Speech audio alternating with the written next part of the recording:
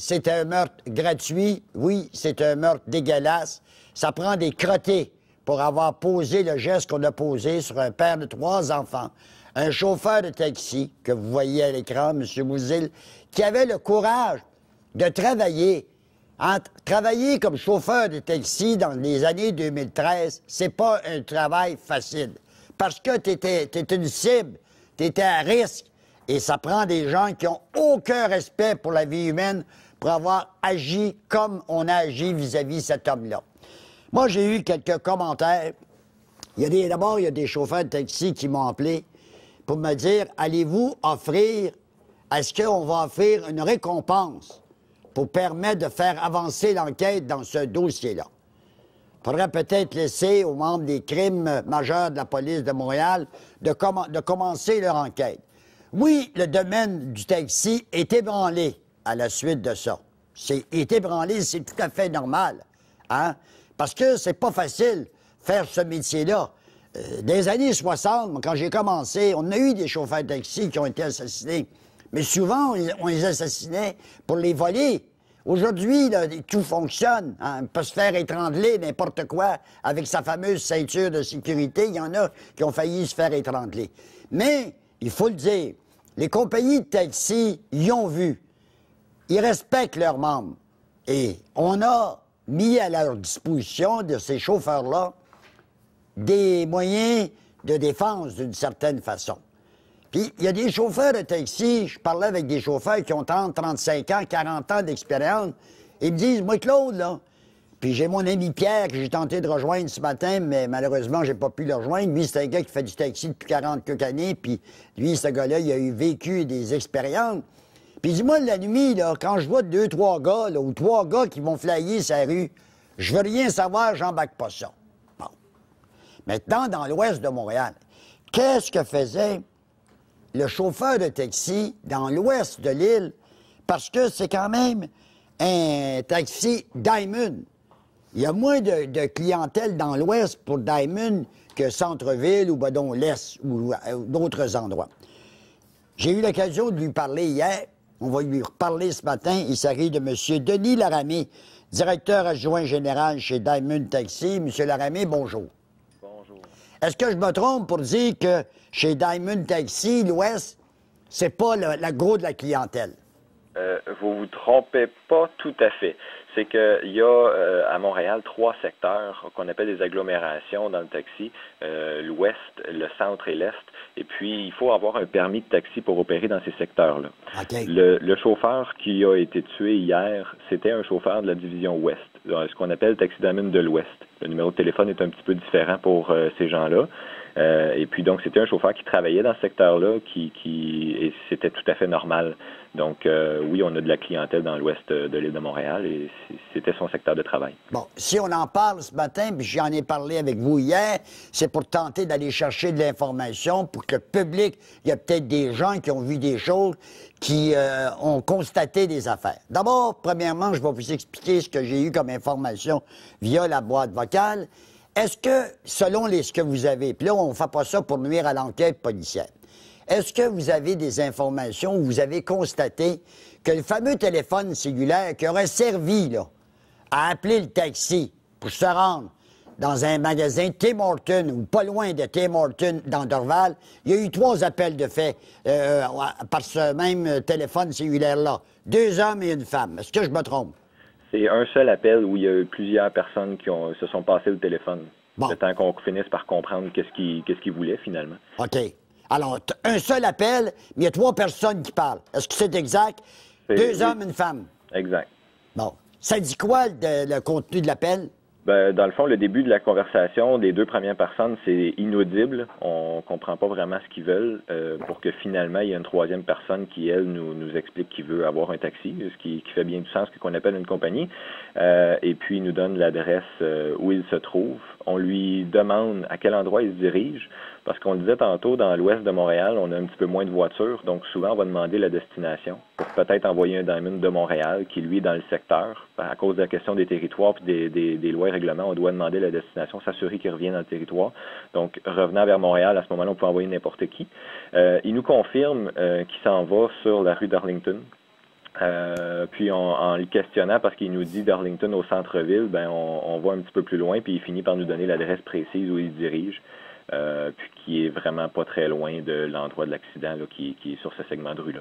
Alors, si je comprends bien, au cours de la conversation que vous avez à votre compagnie, il y a 3 personnes. Une femme, un autre homme, qu'on n'entend presque pas ou c'est difficile de capter ce qu'ils disent. La 3e personne, est-ce que ça semble être québécois? C'est difficile à dire. C'est pas une voix. C'est proche. Si c'est pas québécois, c'est très proche. Bon.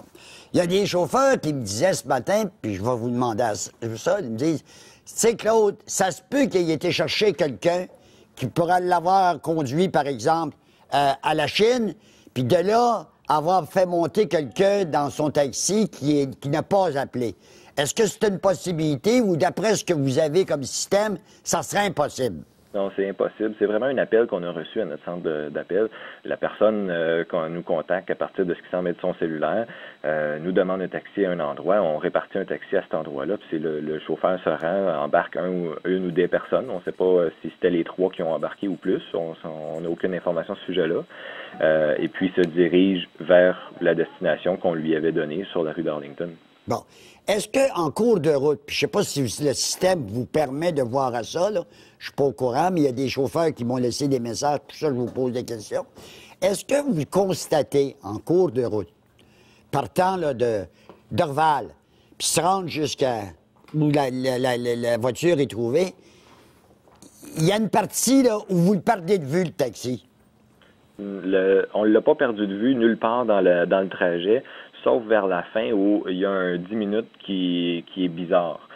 Ça veut dire quoi pour vous, un 10 minutes qui serait bizarre, M. Laramé? C'est que tout le long du trajet, on a le véhicule qui se rapporte de façon régulière, à peu près aux minutes, 2 minutes. Là, puis le trajet semble sans problème. On voit la vitesse du véhicule qui est tout à fait normale, qui est en déplacement.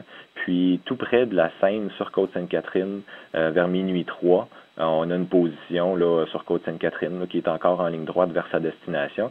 Puis, vers minuit 13, là, on a un autre déplacement où le véhicule est encore en mouvement et il va à peu près une vingtaine de kilomètres heure à minuit 13. Donc, entre minuit 3 et minuit 13, ça peut pas prendre 10 minutes pour parcourir quelques centaines d'adresses.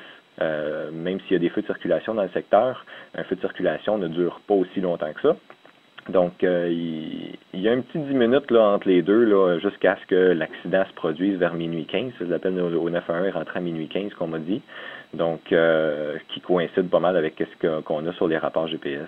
Non. Donc, c'est entre minuit 3 et minuit 13, il s'est visiblement passé quelque chose. Puis, je pense que c'est là-dessus que les enquêteurs sont à travailler actuellement. OK. Alors, puis l'autre affaire aussi que j'ai appris, c'est qu'il y a été...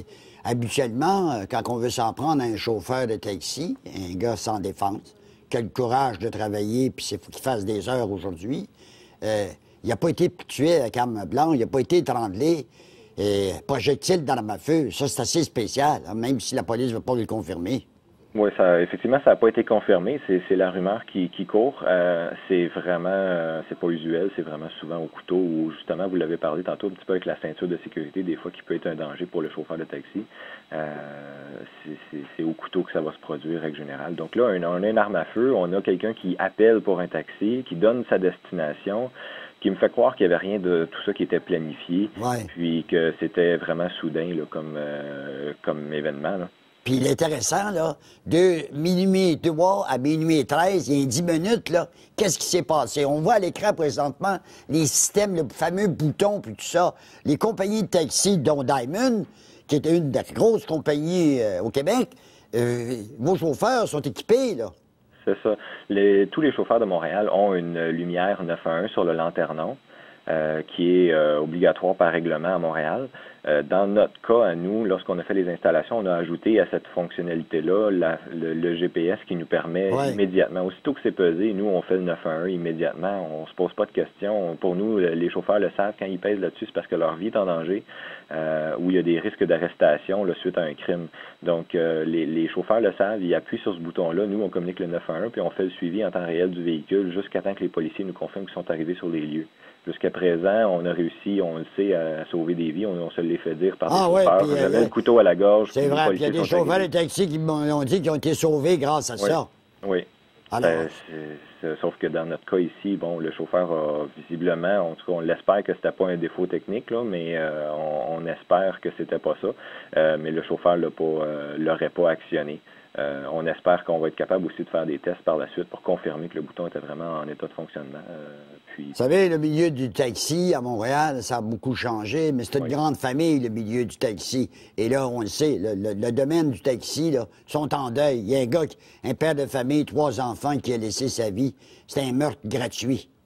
Tout à fait. Merci, M. Laramé, de votre collaboration. Merci à vous. Au revoir. Denis Laramé, directeur adjoint général de Diamond Taxi. Alors moi, je veux remercier les gens qui m'ont appelé dans la boîte vocale, ceux qui ont pu rejoindre. Là, c'est réparé, ça va bien. Et qui m'ont laissé quelques informations. Et moi, ce qui me frappe dans tout ça, là, parce que vous voyez comment ils sont aujourd'hui, hein, ils sont vraiment bien équipés. Là. On peut savoir là, qui sait casser les déplacements. GPS, entre autres. J'ai vu ça, moi, déjà, la voiture de mon ami Pierre, le chauffeur de taxi. Entre minuit et 3 et minuit et 13, il y a 10 minutes, là, qui se passe de quoi. Parce que, là, à minuit et 3, le véhicule est en mouvement grâce au GPS. On le sait. Qu'est-ce qui s'est passé entre minuit et 3, minuit et 13, où est-ce qu'on a vu la voiture qui a frappé? Peut-être des gens qui ont de l'information. C'est un meurtre gratuit. Puis là, les gens qui disent, est-ce qu'on va offrir une récompense? Je le disais un peu plus tôt, là, faire le travail aux enquêteurs des crimes majeurs de la police de Montréal, pas ici, il y a plusieurs équipes qui travaillent là-dessus. Là. J'ai parlé avec le gars des relations publiques, il n'y avait pas de nouveau ce matin. Donc, c'est la raison pour laquelle on ne viendra pas là-dessus. Mais si vous avez de l'information, il s'est passé de quoi, là? Je pensais qu'il y avait eu 3 appels, il y a un téléphone. Un téléphone cellulaire, mais il y a 3 personnes qui parlent. Il y a un gars qui parle, au départ, ça a l'air qu'on n'entend presque rien ou ça fonctionne pas bien, la voix. Deuxième, c'est une femme. Troisième, c'est la personne. Puis lui, il donne l'adresse où ça en va. C'est sûr que ça a dû être vérifié, ça.